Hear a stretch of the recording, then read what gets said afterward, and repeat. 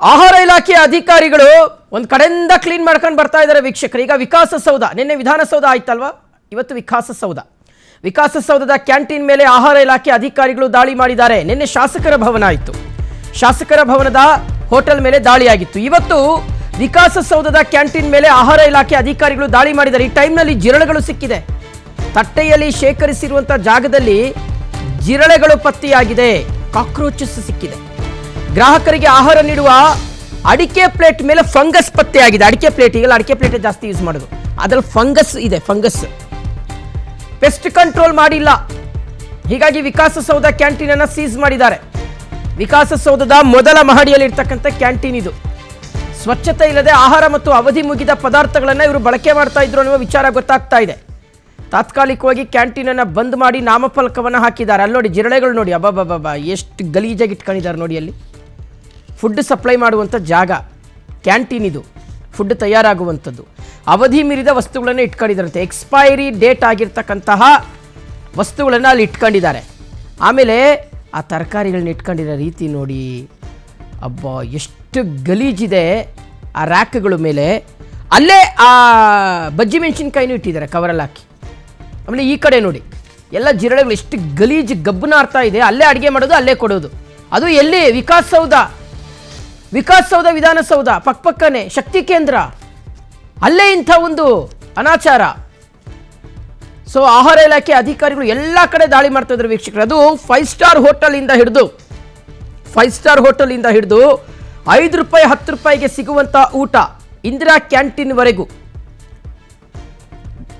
ನಿನ್ನೆ ಶಾಸಕರ ಭವನದ ಹೋಟೆಲ್ ಮೇಲೆ ದಾಳಿ ಆಯಿತು, ಅಲ್ಲೂ ಸೇಮ್ ಇದೆ ಹಣೆ ಬರಹ, ಅಲ್ಲೂ ಇದೇ ಇತ್ತು ಪರಿಸ್ಥಿತಿ. ಇವತ್ತು ವಿಕಾಸಸೌಧದ ಕ್ಯಾಂಟೀನಲ್ಲಿ ಸೆಕೆಂಡ್ ಫ್ಲೋರಲ್ಲಿ ಕ್ಯಾಂಟೀನ್ ಇದೆಯಂತೆ. ಎಷ್ಟು ಗಲೀಜಾಗಿ ಇಟ್ಕೊಂಡಿದ್ದಾರೆ ಅಂದರೆ ಅಷ್ಟು ಗಲೀಜಾಗಿ ಇಟ್ಕೊಂಡಿದ್ದಾರೆ. ಕ್ಲೆನ್ಲಿನೆಸ್ಸು, ಹೈಜಿನ್ ಅನ್ನುವಂಥದ್ದನ್ನೇ ಮರ್ತು ಬಿಟ್ಟಿದ್ದಾರೆ. ಇನ್ನು ಇದನ್ನು ತಿಂದರೆ ಏನು ಗತಿ ಅಂತ, ಫುಡ್ ಪಾಯ್ಸನ್ ಆಗದೆ ಇನ್ನೇನಾಗುತ್ತೆ? ಇದರಲ್ಲಿ ಯಾವುದೋ 1-2 ಜಿರಳೆಗಳು ಬಿದ್ದರೆ ಊಟದಲ್ಲಿ ಫುಡ್ ಪಾಯ್ಸನ್ ಆಗುತ್ತೆ. ಅವ್ರಿಗೇನಾಗಬೇಕಾಗಿದೆ? ತಿನ್ನೋರೇ ಯಾರೋ ದುಡ್ಡು ಕೊಟ್ಟು, ನಿಮಗೇನಾಗಬೇಕಾಗಿದೆ ಅಂತ.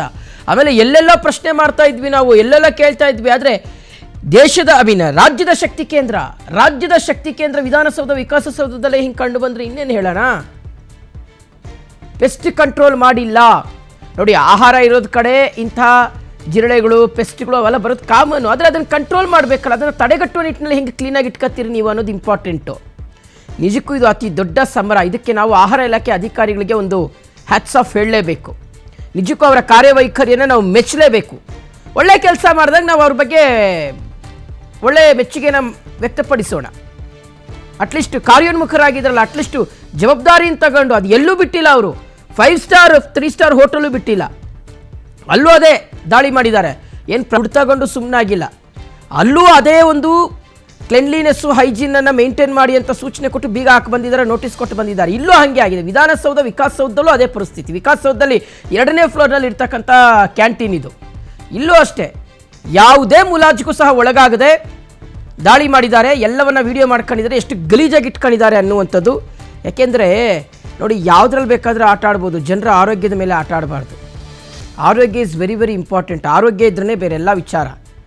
ಆರೋಗ್ಯನೇ ಕೆಟ್ಟುಬಿಟ್ರೆ ಹೆಂಗೆ ಅಂತ ಇದರಲ್ಲೆಲ್ಲ ತಿಂತಾರಪ್ಪ. ಏನು ಬರೀ ಅಲ್ಲಿ ವಿಕಾಸಸೌಧದಲ್ಲಿ ಕೆಲಸ ಮಾಡುವಂಥ ಅಧಿಕಾರಿಗಳು ಮಾತ್ರ ತಿಂತಾರಾ? ಇಲ್ಲ, ಅಲ್ಲಿ ಜನಪ್ರತಿನಿಧಿಗಳು ತಿಂತಾರಪ್ಪ. ಹೊಟ್ಟೆ ಹಸಿತು, ಕಾಫಿನೋ ತಿಂಡಿನೋ ಊಟನೋ ತರಿಸ್ಕೊತಾರೆ. ನಾವು MLAಗಳು, ಸಚಿವರುಗಳು, ಯಾರು ಗೊತ್ತು? ಮುಖ್ಯಮಂತ್ರಿಗಳಿಗೂ ಇಲ್ಲಿಂದನೇ ಹೋಗ್ತಾ ಇರ್ಬೋದೇನೋ. ಮುಖ್ಯಮಂತ್ರಿಗಳು ಏನಾದರೂ ವಿಧಾನಸೌಧದಲ್ಲೋ ವಿಕಾಸಸೌಧದಲ್ಲಿ ಏನೋ ಸಭೆ ಏನಾದರೂ ಕರೆದ್ರೆ ಟೀಯೋ ಕಾಫಿನೋ ತಿಂಡಿನೋ ಊಟನೋ ಇಲ್ಲಿಂದನೇ ಹೋಗ್ಬೋದು, ಕ್ಯಾಂಟೀನಿಂದನೇ ಹೋಗೋದು. ಯೂಶ್ವಲಿ ಹೊರಗಡೆಯಿಂದ ಯಾರೂ ತರಿಸಲ್ಲ ಅಂಥ ಟೈಮ್ಗಳಲ್ಲಿ, ಎಮರ್ಜೆನ್ಸಿಯಲ್ಲಿ.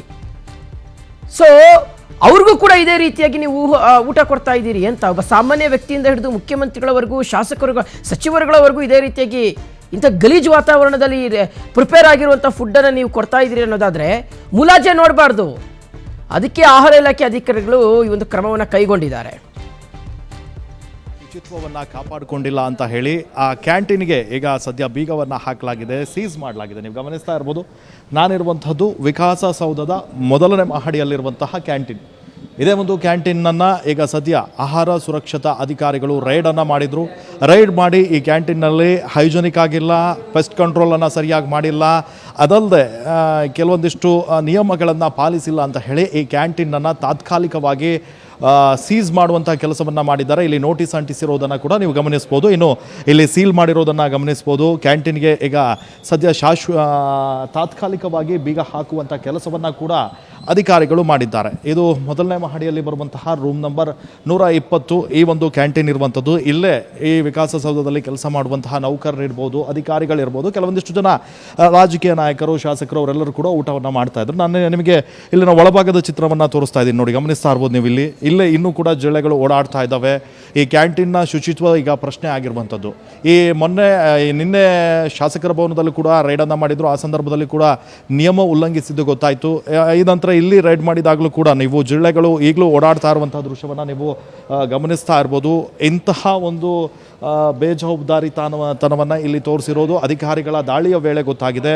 ಹೀಗಾಗಿ ಈ ಒಂದು ಕ್ಯಾಂಟೀನನ್ನು ಈಗ ತಾತ್ಕಾಲಿಕವಾಗಿ ಸೀಸ್ ಮಾಡುವಂತಹ ಕೆಲಸವನ್ನು ಆಹಾರ ಸುರಕ್ಷತಾ ಅಧಿಕಾರಿಗಳು ಮಾಡಿರುವಂಥದ್ದು. ಕ್ಯಾಂಟೀನ್ನ ಒಳಭಾಗದ ದೃಶ್ಯವನ್ನು ಕೂಡ ನೀವು ಗಮನಿಸ್ತಾ ಇರ್ಬೋದು. ಒಳಭಾಗದಲ್ಲಿ ಇರುವಂತಹ ಈ ಮೈಂಟೆನೆನ್ಸ್ ಇರ್ಬೋದು, ಅಲ್ಲಿದ್ದಂತಹ ಒಂದಿಷ್ಟು ಪ್ಲೇಟ್ಗಳಿರ್ಬೋದು, ಅವೆಲ್ಲವೂ ಕೂಡ ಫಂಗಸ್ಸಿಂದ ಇತ್ತು. ಒಂದಿಷ್ಟು ಜಿರಳೆಗಳ ಓಡಾಟ ಇತ್ತು. ಕ್ಯಾಂಟೀನನ್ನು ಮೇಂಟೈನ್ ಮಾಡುವಲ್ಲಿ ವಿಫಲ ಆಗಿದ್ರು ಅನ್ನುವಂಥ ಕಾರಣಕ್ಕಾಗಿ ಈಗ ಸದ್ಯ ಸೀಸ್ ಮಾಡಲಾಗಿದೆ. ಕ್ಯಾಮ್ರಾ ಪರ್ಸನ್ ಹರಿಕುಮಾರ್ ಜೊತೆ ಧ್ರುವರಾಜ್, PNS ವಿಸ್ತಾರ ನ್ಯೂಸ್, ಬೆಂಗಳೂರು.